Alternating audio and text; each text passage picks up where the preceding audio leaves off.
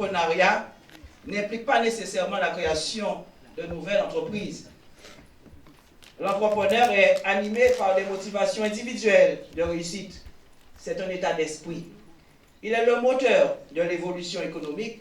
Il innove en inventant de nouvelles combinaisons de facteurs de production. On peut rappeler que l'innovation concerne toutes les modifications apportées dans les produits, dans l'organisation, dans les procédés de production, dans la commercialisation et dans le financement. Alors, la question que vous vous posez et que je me pose également avec vous, existe-t-il un profil type de l'entrepreneur? Selon les chercheurs, il n'existe pas de profil type de l'entrepreneur. Néanmoins, on retrouve certaines caractéristiques: besoin d'indépendance et de réalisation de soi, la volonté d'être autonome et de ne pas dépendre d'une hiérarchie, la capacité de prendre des initiatives, le sens de la créativité et de l'innovation. Quel est le domaine de l'entrepreneuriat?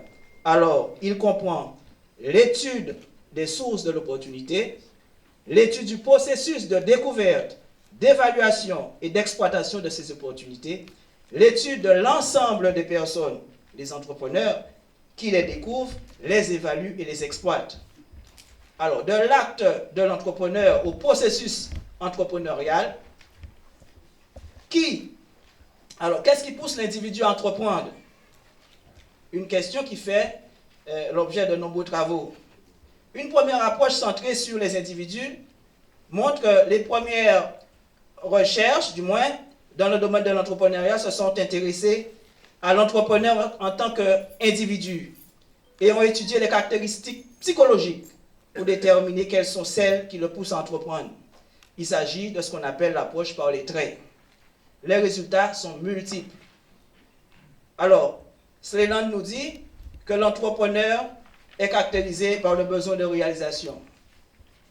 Menger pense que la propension à la prise de risque l'emporte le plus. D'autres caractéristiques d'importance secondaire ont été identifiées. Il s'agit du besoin d'autonomie, de pouvoir, le besoin d'appartenance. Le problème avec cette approche est qu'aucune de ces recherches n'a réussi à lier les caractéristiques psychologiques au processus entrepreneurial.